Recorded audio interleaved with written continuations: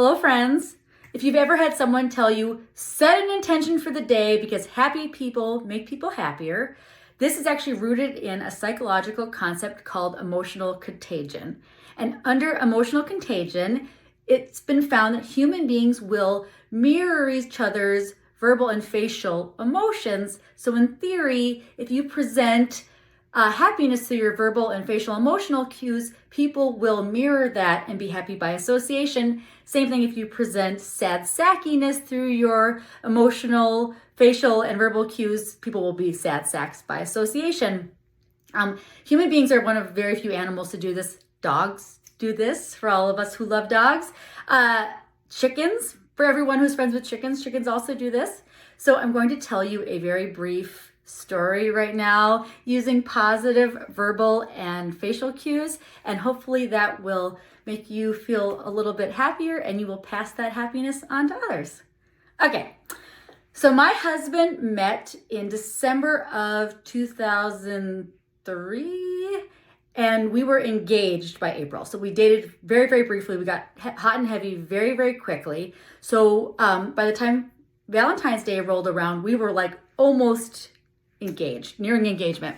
And my husband, because we were so madly in love, decided he wanted to take me out to a very fancy restaurant for what was being advertised as this miraculous crab claw dinner. And I love crab claws. So even though he was a poor law student, he wanted to make sure this was a special moment for the woman who he was going to guess was going to be his wife.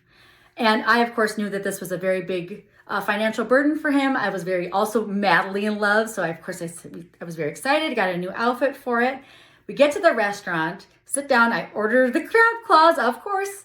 And I don't know what happened to these poor crabs between the ocean and North Dakota, but some kind of trauma existed because they turned from wonderful, delicious seafood into marshmallows. And so when they were brought out in what was ultimately like this giant soup bowl, coated in, 8 sticks of butter.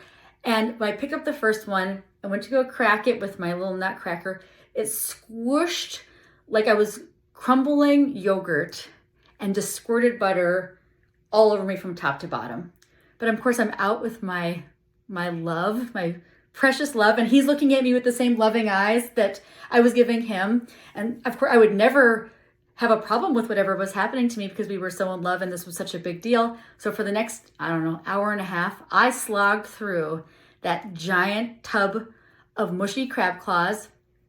By the time I left, I had butter from the top of my neck all the way down to the bottom of my dress. My dress was actually see-through from it. I had crab guts or whatever, like down my pits from just spraying everywhere. It was all over my hair. I had to go home and take a shower, and we never once spoke of that evening ever again. And we got engaged 2 months later, so clearly he wasn't too horribly disgusted. But ever since then, I love crab claws. I have never once had a crab claw dinner again in front of my husband. The end. Have a nice day.